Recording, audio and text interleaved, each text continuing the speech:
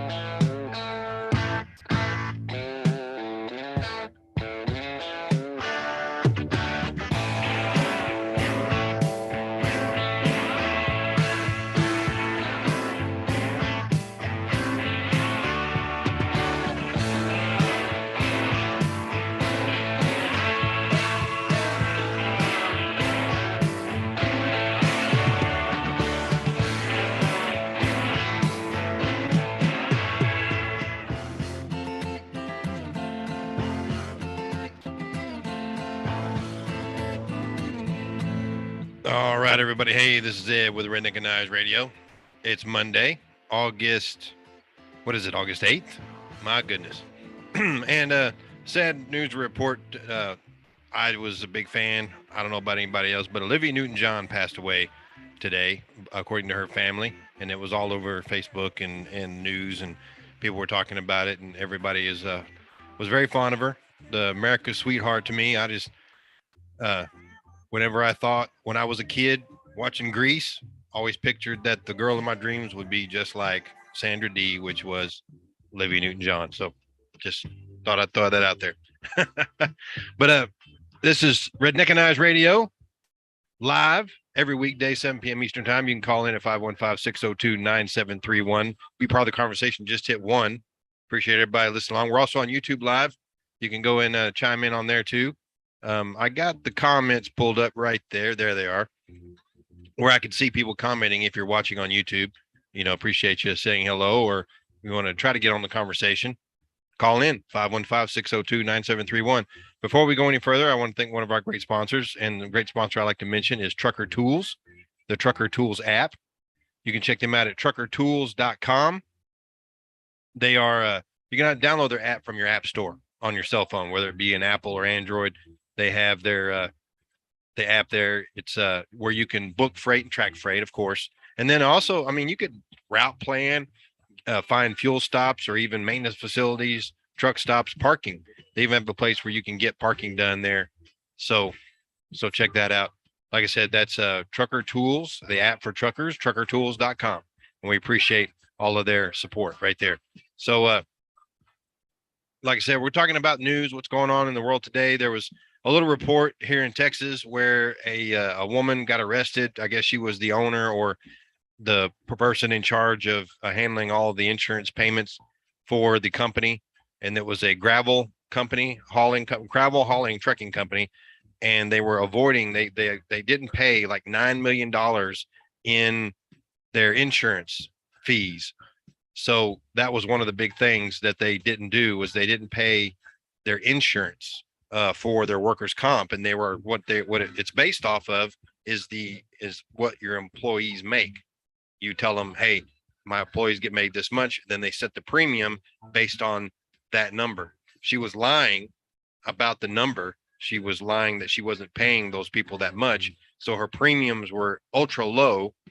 And I don't know exactly the numbers or whatever, but the premiums were ultra low. So that she was avoiding paying the premiums. And it was, if you just go into it, it was crazy, because when I pulled it up here, I see it and it says like from, what was it, 2009? She turned herself in this week, but she was wanted. She had a warrant out for arrest since June 30th.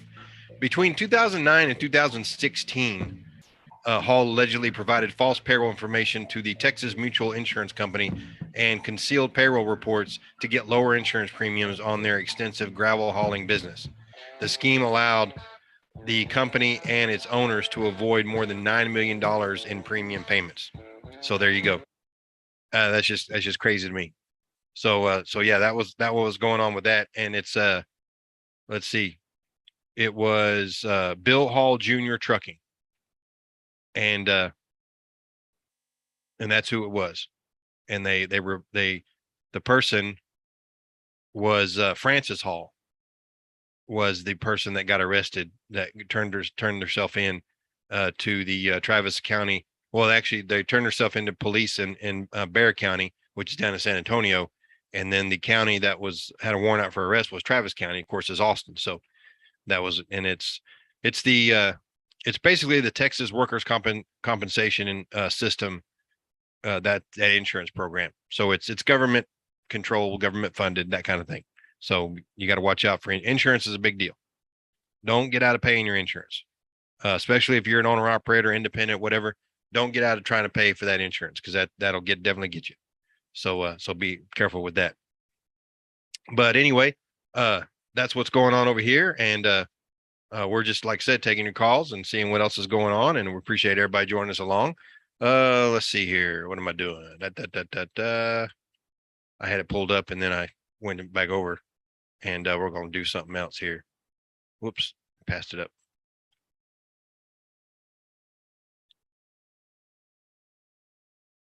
There we go. Cool deal. All right, guys, just hang tight along. We're back in a second. We're going to be back and forth talking about things going on in the trucking news, and of course, talking to people out on the road. Life in trucking. This is Redneckanize Radio, all things trucking and then some. We'll see you in a bit.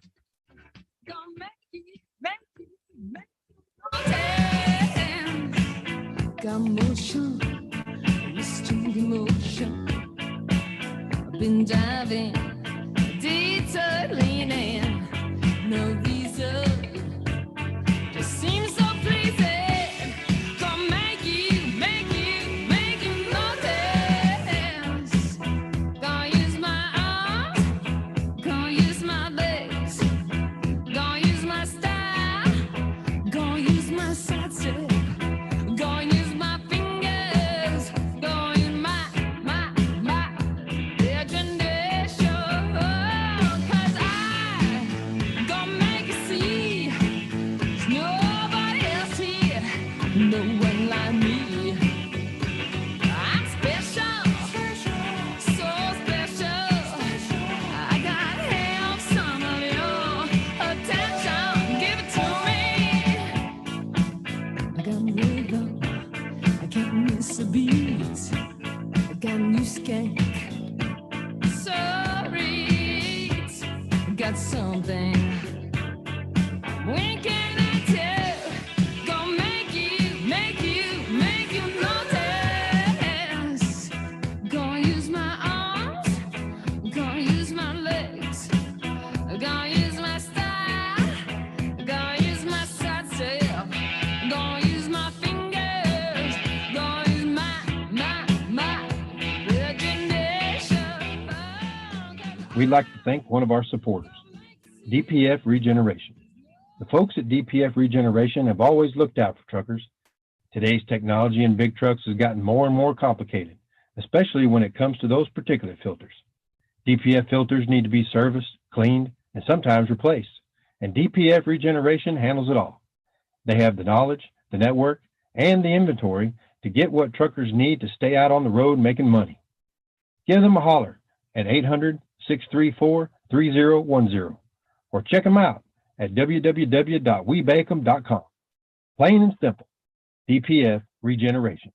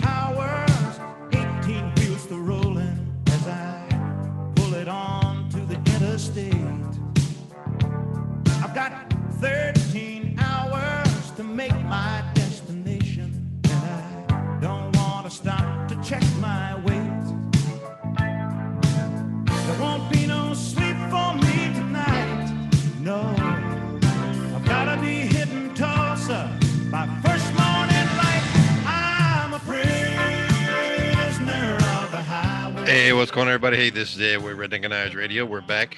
It is about 10 after 7 East Coast time. It's 6:10 Central time. That's where I'm at. I'm down here in South Texas. You know, I was usually go riding every weekend, but it was reports were going to rain. It was going to rain all weekend. They were like 60-70% chance of rain and all that. So I just made the decision, you know what, I'll put the bike up this weekend. Won't worry about riding it. I'll head out to the beach if the weather clears up, whatever. Not really concerned. I got other things to do, kind of thing. And Saturday morning, I was coming back in from work, and it rained. And I was like, all right, it's raining. Cool. We like rain. I get back to the yard, and not one drop since, then and then since. And like at my house, no rain. At the beach, no rain. So I could have went riding if I wanted to, but I didn't, because I said I did other things. I got other things done. Happy about that. But I tell you what, it was crazy that all that chance of rain. It was on Friday, like Friday morning. There was a heavy chance of rain all day Saturday, and then it was nothing. And it did rain. It just didn't rain in the whole area. It just rained in a little bit parts of the area. So whenever you see reports of rain, it to me, it just doesn't matter. Sometimes I guess be more accurate, but a lot more times than not, it's basically the whole area. And the higher the percentage, then the more chance it's going to rain. But you just don't know exactly where. So that's one of those things. But anyway, so I got a lot of things done, and we just chilled a little bit and had a lot of fun, and we're excited about everybody getting back to it. And we're here back to it. It's Redneckanize Radio, 515-602-9731. Give us a holler, and we'll get you online here. And we're also on YouTube Live. Appreciate everybody subscribing to our YouTube channel. That's been a big deal for us, and couldn't be any more happier than what's going on with that. For those people who don't know, Redneckanize, we're just a small little nonprofit, educational nonprofit started by truck drivers. Our goal is just, get things out to the truckers. You can check our website, redneckanize.com, and that's us. And our motto is, when everything goes wrong and the job still has to get done, you got to redneckanize. And it's just basically just, getting the work done is what we got to do. All over the place, you see how just people aren't getting it done. And over here at Redneckanize, that's what we're doing. We're just getting it done. And we're out there working, hauling the freight and talking to drivers and just creating that little, camaraderie of the brotherhood of trucking that we used to have. And it was a great thing. And we really need to get back to that, where we could talk to the drivers and, just share information the best we can, and actually talk to people about what's going on out there. The regular folks, some of them just don't even realize it. They watch the news tells them stuff, and we're like, nah, the news is wrong. When they say driver shortage, no, not really. When they say, trucking accidents, you see those commercials. If you get injured by a big truck, you give us a call. Da, da, da, da. And I tell them, I was like, well, about 60% of the accidents between big trucks and four-wheelers, it's the four-wheelers' fault. But because the insurance companies are weasels and they're chickens, they often, it's in truck driving, we always say that you're guilty till proven innocent. So you better have everything in order. And really everything we have information wise, it's always just it's their right. They get to see all that. We don't get to see, it's one of those things where we have to provide that information to the people when they ask it. And really, if they call that lawyer and the lawyer knows that our insurance, we have to be covered up to $750,000 by law. Usually most of all the truck drivers have either, $1 or $1.5 million in liability coverage. And that's what they want to do. They just want to say, cut us a check for, $200,000 and we won't sue you. And insurance companies are like, yeah, dude, don't sue us, and I've yet to see insurance companies tell me I'm wrong.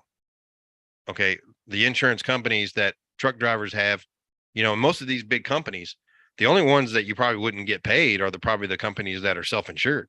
Those are the ones that are like, no, hey, we ain't paying it, but if an owner operator has to pay like, Progressive or somebody to get their truck insurance, those are the ones that are like, no, we don't want to mess with it.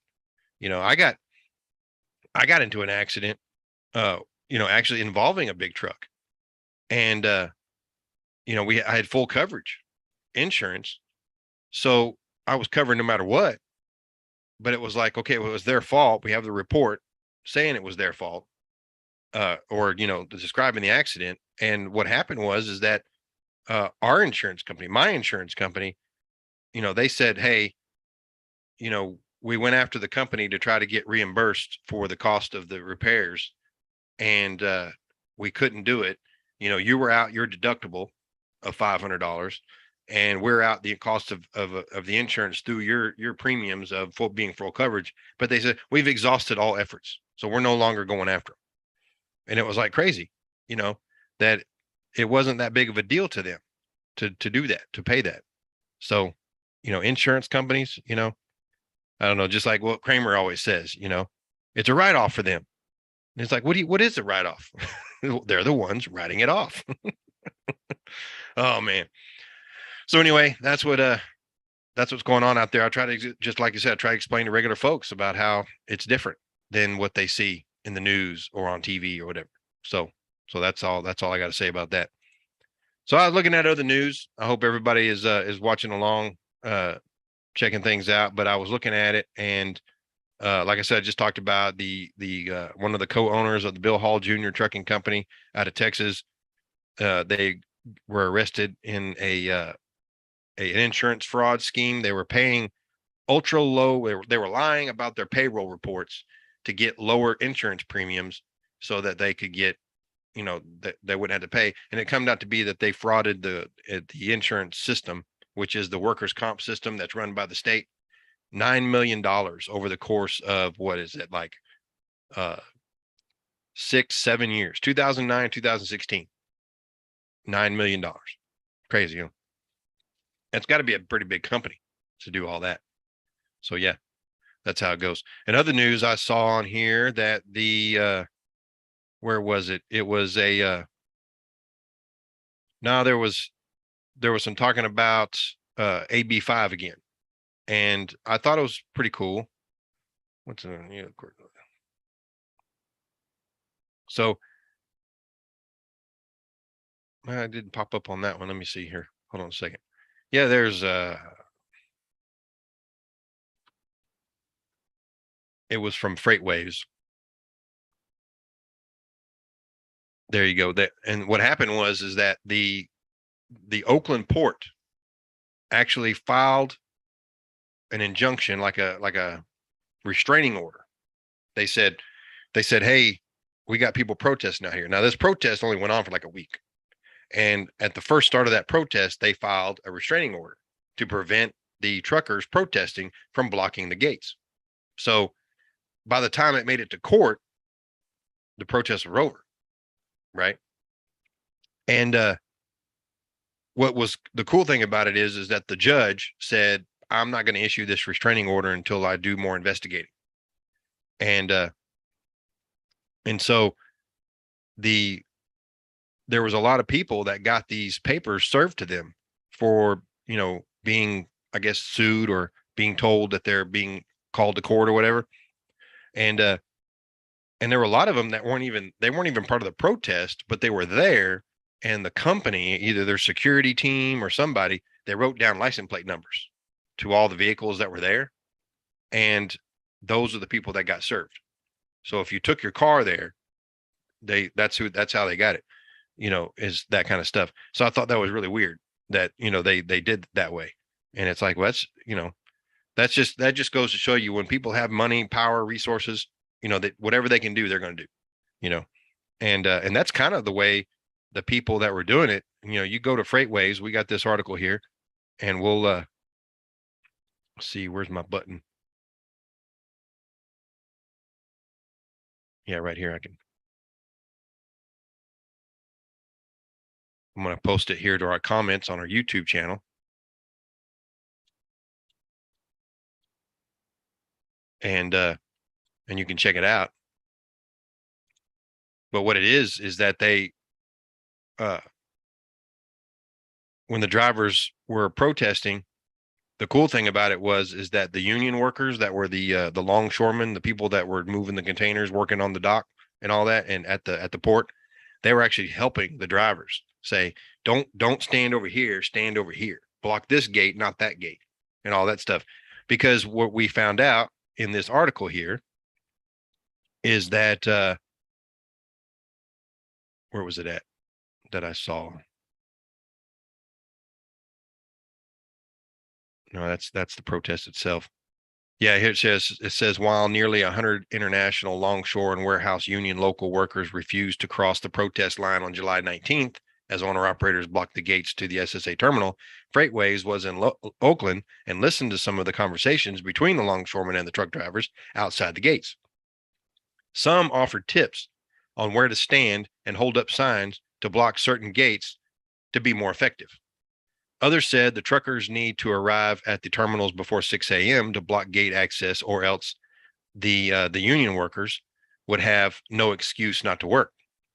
Says, and which I thought was funny, but a union worker says we are working without a contract right now, so we support the owner operators and understand what they are trying to do, said George, a 9-year union member who didn't want to give their last name for fear of retaliation. Well, of course, in union, you go back to the old Teamster days, they put on there, we got our unions worked aggressive negotiation tactics.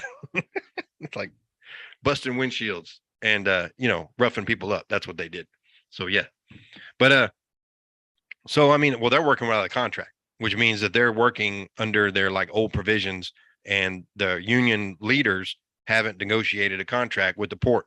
So really they should be walking out too.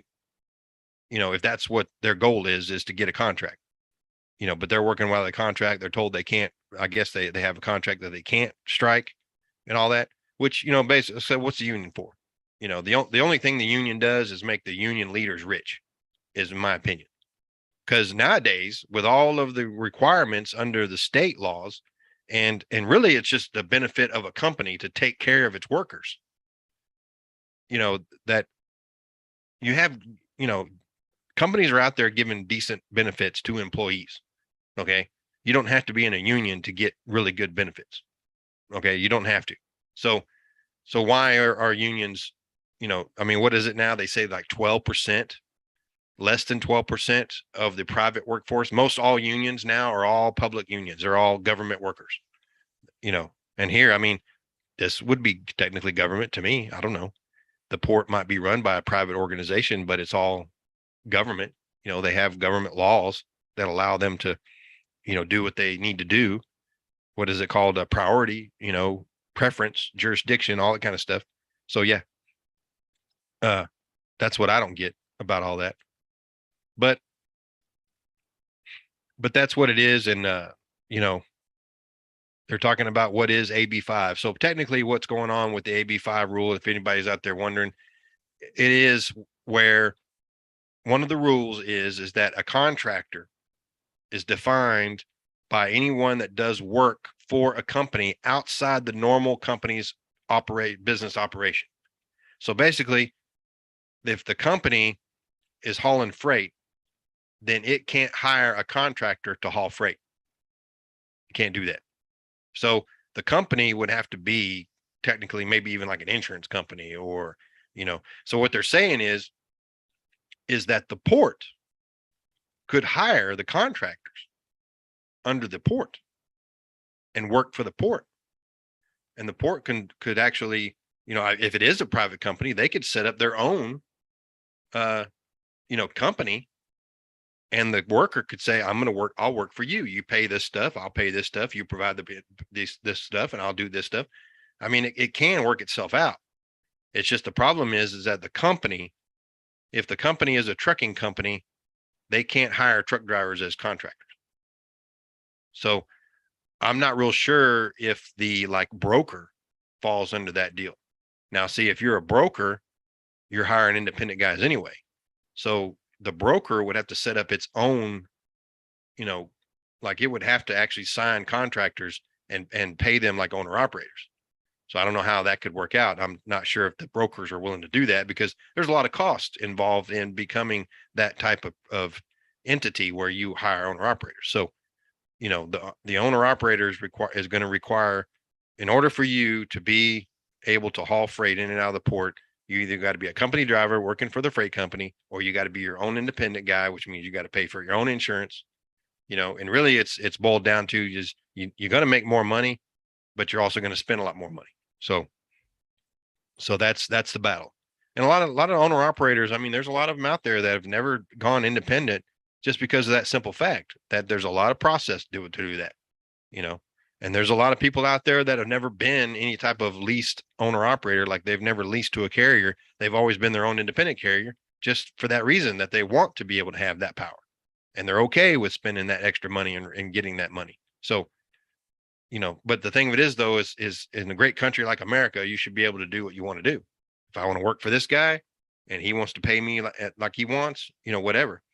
Basically, the state of California, they want, not only do they want the tax revenue that they get from employees, because as an owner operator, let's face it, they don't always get the money right away. It takes them a whole year, maybe even more, to get that money, you know. So being an employee, the employer, the company, has to pay the money, so they have to get that money, and the company has to, or the government shut them down.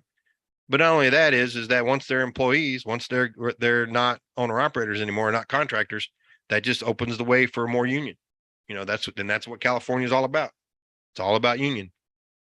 You know, that's my opinion.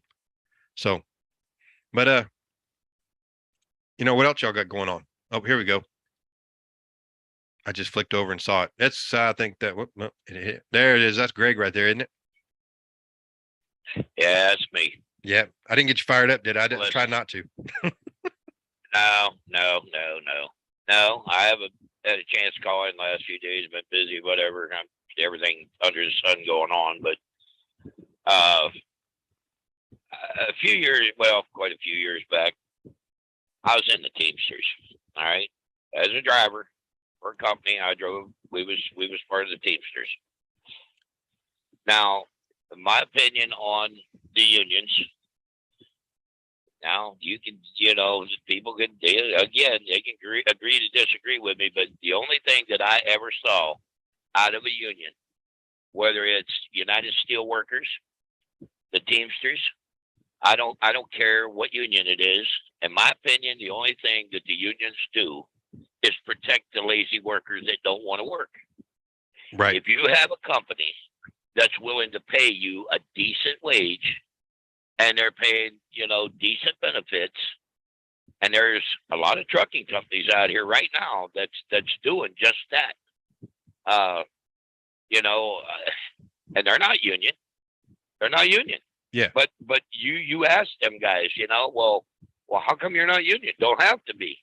They take care of us. They pay us decent. We got good benefits. Why should I give the money to the union? Exactly. But you got the only thing it does is protect the lazy workers that don't want to work. Because if they get up in the morning and they got a case of itchy ass and they don't want to go to work, they don't go to work. And there's no recourse on them. The company can't fire them. They might want to fire them, but they can't. Because if they do, they go crying to the union store, or they're one of their union reps. Oh, they don't. They're picking on me. Then they pull that union card, you know, you know, and they say, oh, you can't fire him. Oh no, you can't fire him. If you fire him, we're file. All he does is file a grievance. Yeah. And it goes on and on and on, and he don't have to do it. Then you got a guy out there that may be working side by side with him that busts his ass every day, you know, and you've got them in the union too, guys that work hard. And they don't get treated any better or any worse than that lazy bastard over there that don't want to do anything. But because he's part of the union and he pays his union dues and he whines and cries, he don't have to do anything other than what he wants to do, and they can't do anything about it. Yep. So basically like the government, you know. I mean, it's run damn near the same way. Now, they want to talk about the mafia, but you know what? In my opinion, the damn unions are as close to the mafia as you can get. Mm-hmm. I mean, let's face it, you know, it don't matter. It don't matter. You can't, and the union, the union is not as strong as everybody thinks that they are, because you can be in a union and that company can say, look, we're closing down. We're shutting the company down. Right. I had it happen. When I was in the Teamsters driving for a trucking company, it was out there out PA, right up there just across the line, union for years. He come in there one day and he says, okay, all of our equipment was all paid for. All the trucks, trailers, everything. Didn't know anything on the equipment. Had a whole fleet of Max. You know, Mack trucks, R models, Superliners. I mean, this is back in the 80s. You know. Well, he couldn't shut the company down per se, because we were showing in the black all the time. There was a profit, a yearly profit. Every year he was showing a profit. The only way he could shut that company down legally, because of that union, was he had to show operating in the red. So what did he do? He goes and sold all the equipment off to McDonnell Douglas Truck Leasing. Now, I don't know if anybody remembers McDonnell Douglas, but they was pretty good sized company back then. McDonnell Douglas was into the airplanes and helicopters and all this shit. I mean, they was into a lot of crap. Well, McDonnell Douglas, they sold all the equipment to McDonnell Douglas. McDonnell Douglas come in there and they took all the equipment, and then they turned around and leased the equipment back to the company I was driving for. And we went ahead driving the same trucks we was driving. All right, but then all of a sudden, all them trucks that was, you know, that we had the Max that run good, they all started disappearing, and he started bringing in these junk cab over Kenworths and Freightliner cab overs and Volvos, these old junk Volvos. I mean, just garbage. I mean, it was garbage. Well, we ran them. We either run them or whatever. Well, he did that. We did that for right at a year. Well, then he showed operating in the red. Well, you know, I'm paying all this lease. It's costing me all this money. He showed where he was losing money for that year. Then he could legally shut down. So he comes in there one day. We come in the yard. He says, park the trucks. He says, we're closing the company down. He brought everybody in. He didn't do like Arrow in them. I mean, he brought all the trucks back in. Of course, all we did was run out east and back. We didn't go any farther. We fueled at the yard. We went out east, come back. So we didn't have to buy fuel out on the road. We went out and we was back every night, or every other night we was home. So he did that. He shut the company. They just shut it down, shut the gates. Oh, they went out. Oh, they was going to picket. The union come up there. They throwed out the barrels, and they was going to do this and they was going to do that. They can't do this. Well, that went on for about 3 weeks, maybe almost a month. Them guys stood out there and picketed. He shut that company down for, don't quote me, it's been a long time. I think it was a little over a month that the gates were shut. He changed the name from what it was. Hell with it, I'm going to say it. Ed Chatterton Trucking was the company. Okay. Out of Sharon, PA. Yeah. All right. It was called Ed Chatterton Trucking for years. Well, when Ed passed, his brother Paul took it over. But they still operated under Ed Chatterton Trucking, because that company had been in business since eons ago. Right. Well, when they closed the gates, they broke the union. He was shut down for a little over a month. He opened back up with that equipment, took a piece of reflective tape, like conspicuously tape, and just took a piece of the white tape and stuck it over Ed, dropped the Ed off of Chatterton Trucking, Ed Chatterton Trucking, and made it just Chatterton Trucking, and opened back up non-union. What the damn thing the union could do? They raised hell with the union. What we're going to do? Well, there ain't nothing you can do. So them guys know how to work. He gave them the option. You can either come back to work non-union, or go find other jobs. Yep. They cried to the union. What are you going to do? Well, there ain't nothing we can do. Well, they just took all them guys' union dues, all that mess, didn't do a damn thing. Didn't do one damn thing. Well, I seen the writing on the wall, so I went. That's when I first bought my first truck and started doing my own thing. Gotcha. All right. So that being said, that's the way they did that. Well, then the guys that he hired back, some of them was in the union. They come back in there and thought, okay. They went back to work for him. It wasn't maybe a couple weeks. they got a whole union store and had union come up there, start handing out union cards. Just going to Exactly. get the union back Yeah, in there on him on that. Yeah. He fired every damn one of them, man. Told him, get the hell out of here. Yeah. You brought the union back in here. He said, get out of here. Fired every one of them. The union store was one of them. I don't know. Yeah, there was a bunch of them. So there's nothing 100% foolproof in. I mean, yeah. nothing. The unions, they can't protect anybody. All they have to do is shut that company down, reopen again under, stay shut down so long, open back up under another name, change it a little bit, whatever, open up non-union, done deal. Ain't nothing you, God, anybody can do about it. That's the way they do it. Right. And also, on another note, real quick, before I forget, Okay. I just watched Fox News here a little bit ago. They caught Paul Pelosi Jr. with Nancy overseas. Oh, What businesses he got over there? They got photographs of him over there. Did you see that? He must be running the same business Hunter Biden's running. That's what they're saying. How does he right now? He's doing it. Hunter's doing it. There's so much corruption there. And they just said 10 minutes ago, they raided Mar-a-Lago down there on Trump. They went in there and raided Trump's Mar-a-Lago. Yeah. Yeah. See? FBI went in there and just raided it about 15 minutes ago. They went in there. Yeah. See. Where the see hell right does this end? Where is it going to stop? Oh, well, that's the thing is that everybody, I watch a lot of the liberal commentary from different news outlets and they sit there and they say, if Trump gets elected, it'll be China. We'll be living like China. If Trump wins the election, they have no clue that the Democrats, I'll tell you this, I don't know who's going to be what, but I do know that the Democrats are not the saviors. Hell no, they're the worst, because they're the ones that'll say, that'll say, hey, you're not in our political party, so whatever you do, we're going to double check and make sure it's wrong. And basically what they're doing is just like when what's her name, Hillary was doing all that spying on campaigns, and they were making accusations that Trump was spying. Come to find out, they were the ones spying.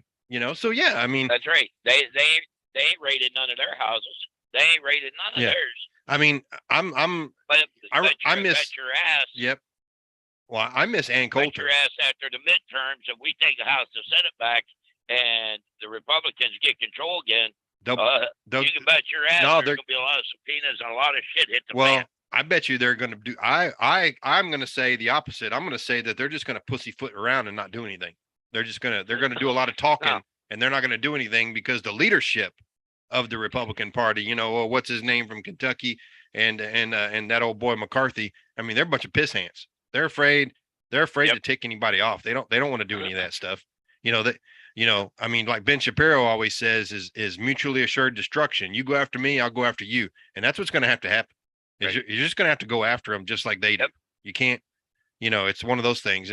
And I miss Ann Coulter when she used to say that, there are some bad Republicans, but there are no good Democrats. Right. Yep. It's crazy. Yeah. It's just like that mess you was talking about out there at the ports. That's they're carrying on like they are, and the brokers and everything out there. That's what's wrong with this industry right now.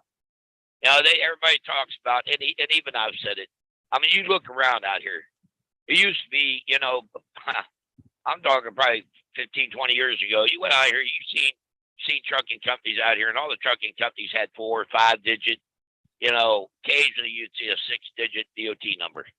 You look at them now; they're 6 and 7 digits, man. There's everywhere you look. There's a different trucking company with a DOT number as long as your arm. Even the older trucking companies. Everybody. Even the older ones are getting updated numbers, like they've quit doing business under this entity and they've created a different entity. Yeah. Swift did that. Everybody's done it. That used to be when if you had a long DOT number like that, these shippers would say they wouldn't even talk to you. Right. They wouldn't even want to talk to you because they were, oh man, that's a new company. I don't know nothing about them. We won't get our stuff delivered or something will happen. They don't care. That's what I told these guys now. You can ride around these big flashy trucks. big shiny new trucks and everything. These shippers receive, they don't give a damn. Yeah. They don't give a damn how pretty your truck is. Yeah.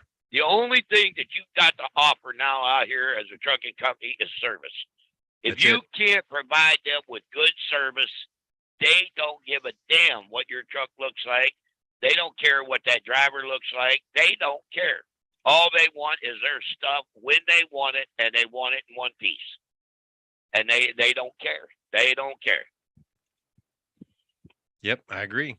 So, I mean, that's all you got to offer them is service. If you can provide them with good service, then you got it.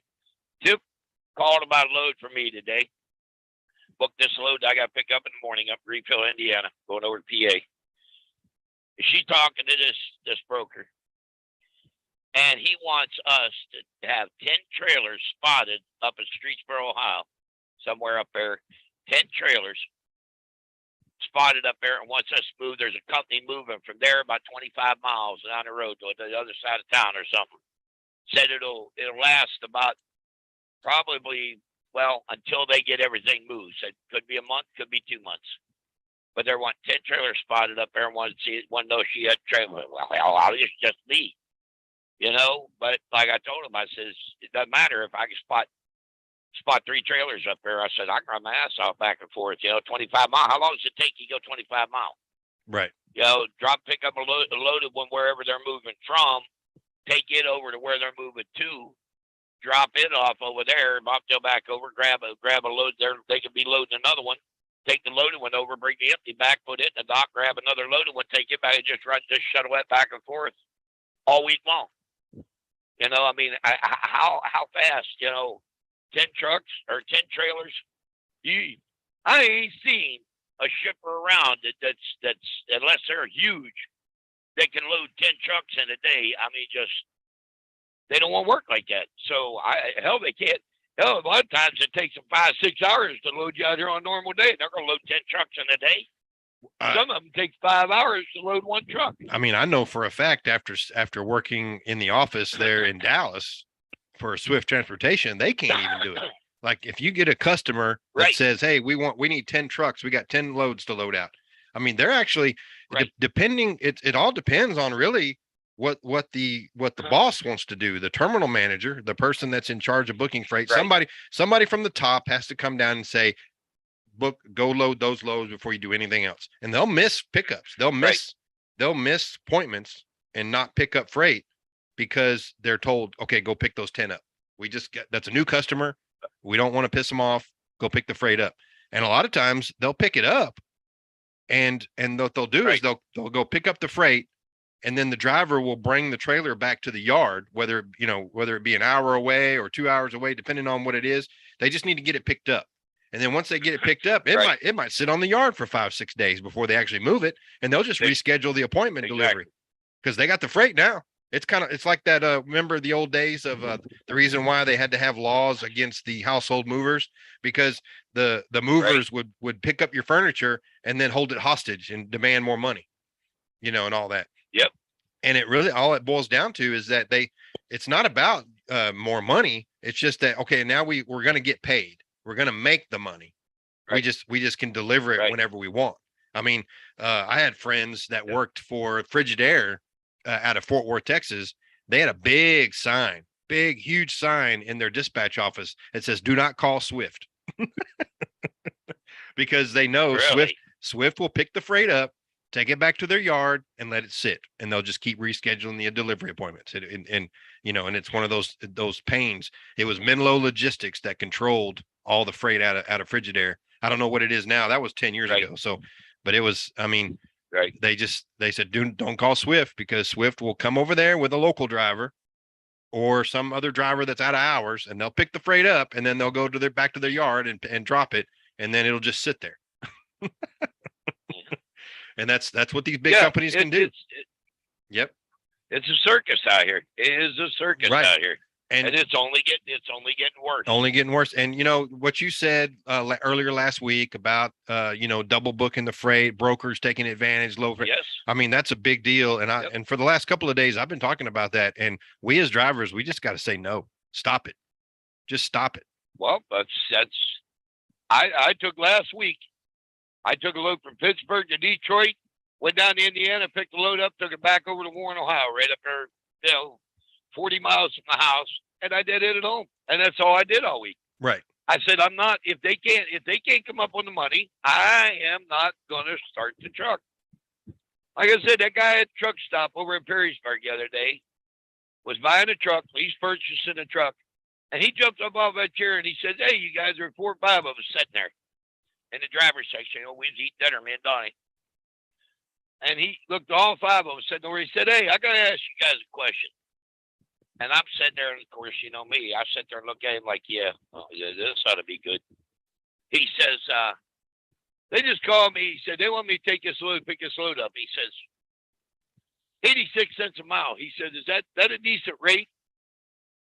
I looked at it over time. I said, you got to be kidding me, right? I said, you're joking, right? I said, you're lease purchasing a truck off them. So you're trying to buy a truck.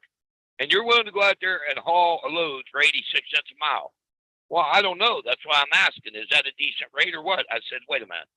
You're out there trying to buy a truck, and you don't have a clue of what your operating cost is or what you need to operate. I'll tell you right now, I said 86 cents a mile. I said, you might as well take the truck back there and hand them the keys and go home. I said, because 86 cents a mile, I said, 86 cents a mile, I said, I won't even open the door, let alone start it. That's if you get me to get out of bed. Yeah. I said, I'm not even, you can't do that. 86 cents a mile, that's nothing.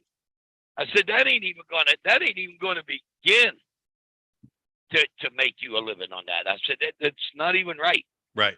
And them other guys sitting there, that one guy said, yeah, I said, I won't even. He said, I don't even get out of bed. He said, for less than $2 a mile. I said, $2 a mile?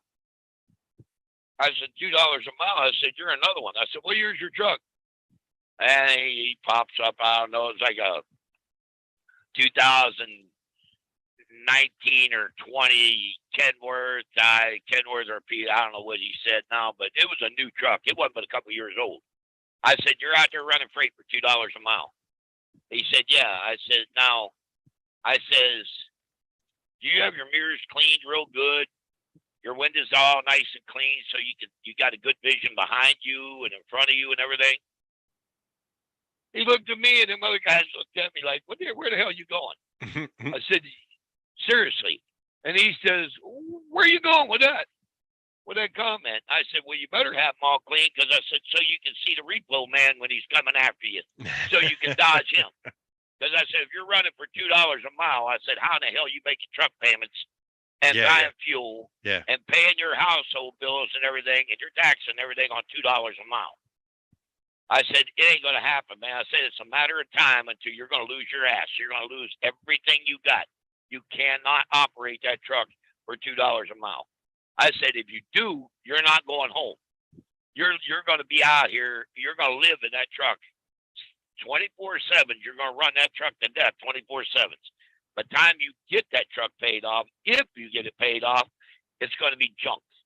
I said, it'll be worth slap the hell out, because how in the hell can you pay for, truck payments and maintenance? Well, I got warranty on it. I said, no, you don't have. You got warranty on some things, yes. But I said, your normal wear and tear and maintenance is not included in that warranty. When it comes time for tires, you have to buy tires. Now you're talking $500, $600, $700 a piece for tires.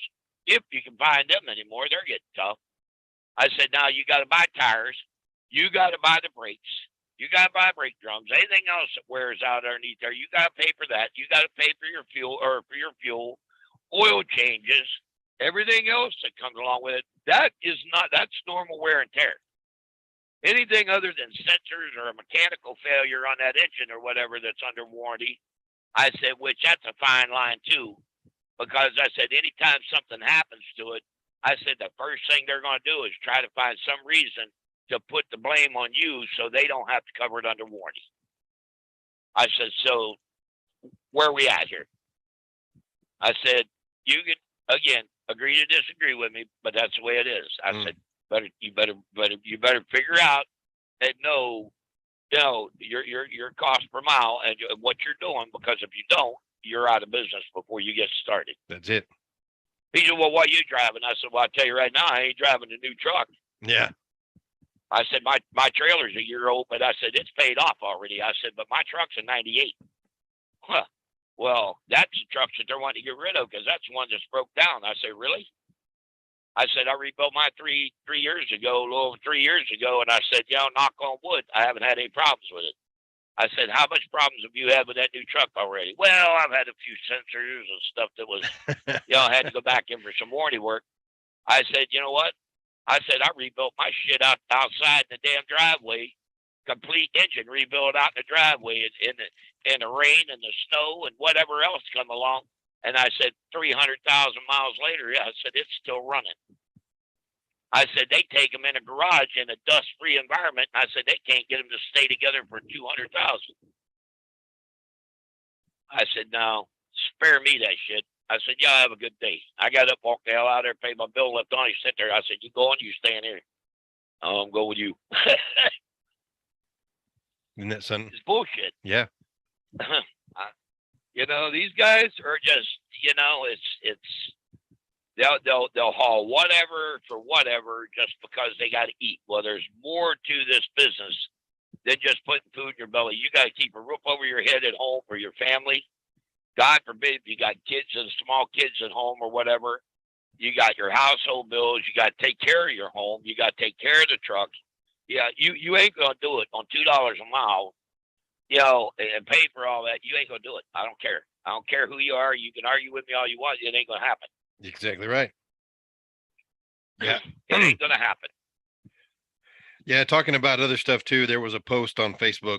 I forgot where it was, and I'm not even trying to look it up. But I did Google search and do some things to try to look for it, and I can't find any evidence that it exists. But somebody put on there that super singles were going to be mandatory by 2024. But there's nothing in the system.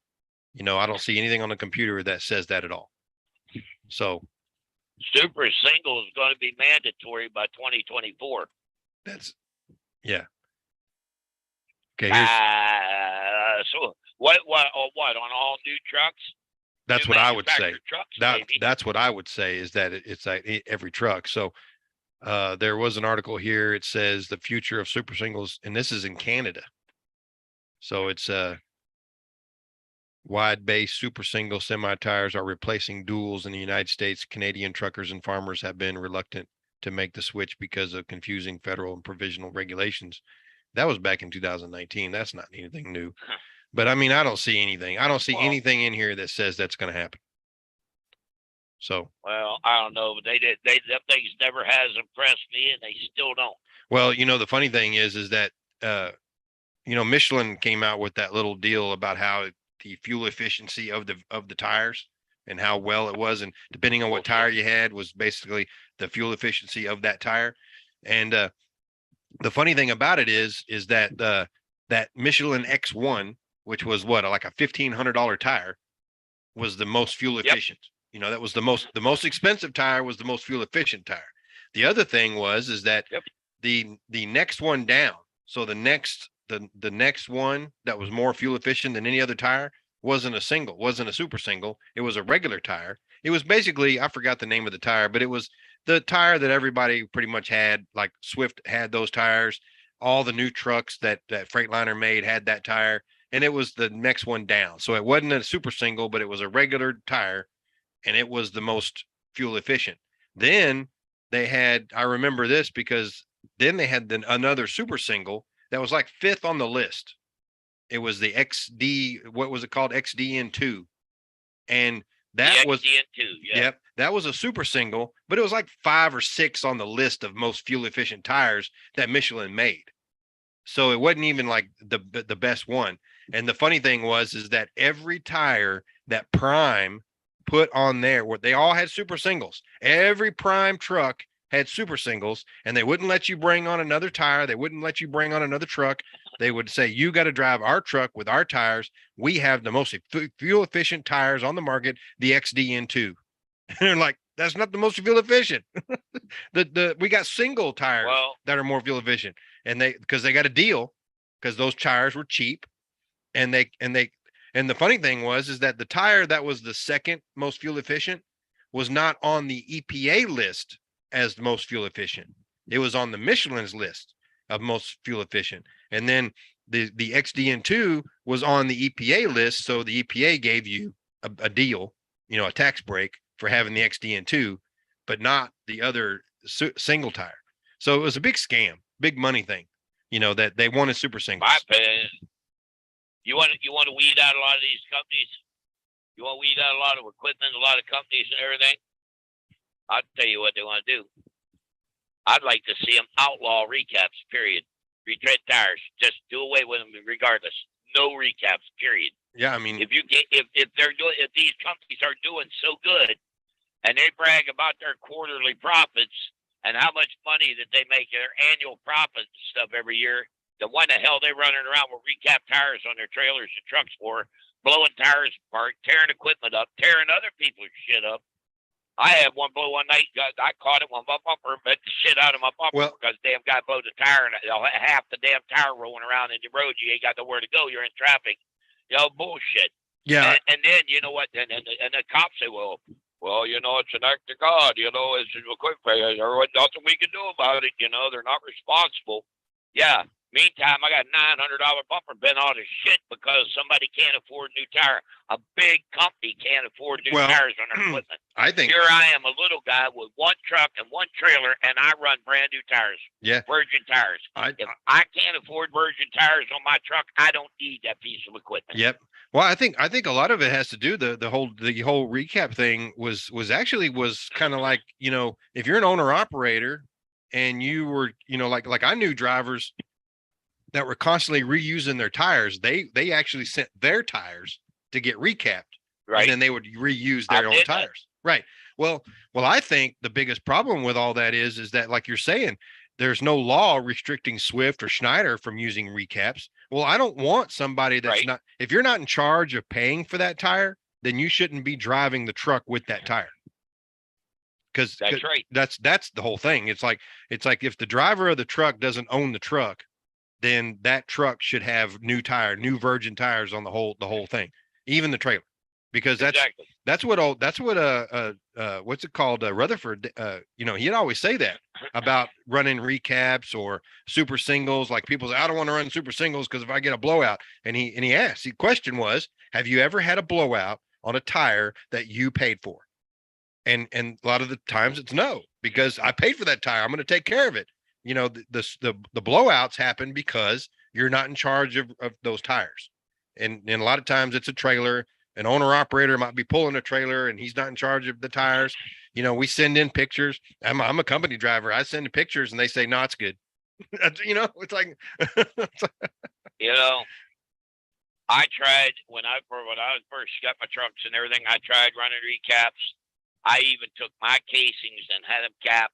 Yep. And I was adamant about checking the air pressure every weekend, man. Because I blowed a couple tires. I thought, man, I watch my air pressure. 90 seconds. Air pressure in them tires every single weekend when I was home. Right. And I still, every time I turned around, I was blowing a tire, tearing cross members out, blowing mud flaps off, knocking tail lights out. These aluminum trailers, like my flatbed, I haven't had a recap tire on that trailer since I had it. And I won't. Robbie, if he's listening, probably ain't. Yeah, he's right here. But I told him, I 60 told him seconds. a long time ago, get away from them recap tires. He said, yeah, I know. I want to get them off, but I'm going to try to run these out before I put new ones on. So, Rob, better get rid of them. Yeah, I know. These are almost ready to take off. Boom, there he goes. Pour the whole ass end off one side of his trailer. Yep. All right, he put it back together. And I told him, I said, better get them other two off. Yeah, I'm going to get them off here in a couple of weeks. They're just about down to the limit. Boom, there went the other side. I tell you what, ask him right now if he's going to put another recap back on his truck or trailer. Well, Robbie, are you going to put another recap on? Oh, fuck that. Oh, I thought it was supposed to be a family show. Hey. This old man might not know everything, Robbie, but there's some things he needs to listen. 10 seconds. I've been down that block. I've been around that block a time or two. Yeah, and you know, a lot of times I don't know if it's the government giving them special incentives to do the recaps, or maybe they're just selling so many of them, but the quality of the recap has really gone down. You know, like you're saying, used to you get your recaps done, and they were. I mean, I ran some recaps; they were all right. They weren't bad, but again, it was back when they weren't that popular, and I guess I maybe heard that. No, go ahead. Just that still runs them. He'll run them on that trailer of his, but all he does is run to Indiana back or up Michigan and back, and he don't run real hard. He'll run a couple hours, and he'll stop, stretch out, get him a cup of coffee, and they get a chance to cool down a little bit, and then he'll go again for a couple 3 hours. He don't get no hurry. Okay. For me, when I go out here and I'll run 3, 4, 500 miles before I ever get out of the damn truck. And you're out here just like these temperatures out here now, 90, 100 degrees, and you're running, you're grossing 78, 79,000, whatever it is. It's 90, 100 degrees outside. That road's 130, 40 degrees. They're not going to take it. They will not take it. Yeah. Well, that's going to be about it. And Robbie, he's got some kind of road noise or whatever. So, Yeah, no. I'm about done for the day. I'm right now. I'm in an excavator. Oh, okay. Well, there you go. All right, then. Well, that's I'm what. not driving the dump truck this All right. So you got to go to work, kid. Yeah. So I'd call in for a couple minutes. Good deal. All right. Yeah. I'll give you a call. I'll give you a shout tomorrow afternoon, tomorrow evening, and we'll go from there. Yep, we'll do. All right. All right, now. Y'all have a good evening. Good night. Good night, now. Talk to you guys later. Yep. Good deal. So yeah, this is going to wrap it up. We're going to knock it out of here and get things done. Like I said, I got to get to work. So appreciate everybody calling in. It's 515-602-9731 is the number. And like I said, we're here every weekday, 7 p.m. Eastern time. You can give us a shout. Like I said, 515-602-9731, or you can check us out on YouTube Live. We also have the women of Redneckanize. They're on Wednesdays at the same time. Same number, 515-602-9731. And a lot of times they'll be broadcasting on Facebook Live. So we hope to check those out. And like I said, go subscribe to YouTube channel. Appreciate everybody doing that. You can check us out at redneckanize.com, where our website is, and all the links to our sponsors are on there. One of the great sponsors I like to mention is Load to Ride Transportation. That's ltrtransportation.com. And they are right here. Appreciate all of their support. They are a good trucking company out of Denver, Colorado. You can give them a call, 720-277-0030, or check them out, like I said, ltrtransportation.com. I know some of the drivers there, and they're always busy. I tell you what, they're always working. They got plenty of things to do. So if you're looking for an outfit in that area, I've seen them where they run, East Coast, West Coast, everywhere. So go check them out. Like I said, ltrtransportation.com. That's Load to Ride Transportation. And I appreciate everybody joining along, and let's get things fired up here. There you go. Cool deal. So yeah, we're going to get back to it. I'm going to do some riding this coming Saturday, and looking forward to doing that. Hopefully it doesn't rain then. So like I said, check us out. We'll be back tomorrow, 7 p.m. Eastern time, 6 p.m. local time here in Texas, and 515-602-9731. Redneckanize Radio, all things trucking and then some. We'll see you. The crow flies straight, the perfect line on the devil's bed until you die. This life is short, baby, that's a fact. Better live it right, you ain't coming back. Gotta raise some hell before they take you down. Gotta live this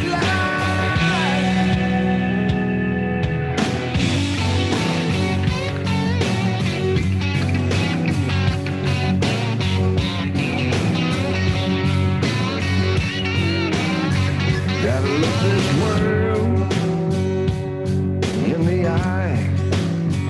Gotta live this life till you die. Today's truckers have a lot on their mind. Redneckanize was founded by truckers to help truckers and others to handle life on the road better. Check them out at redneckanize.com. When everything goes wrong and the job still has to get done, you got to Redneckanize.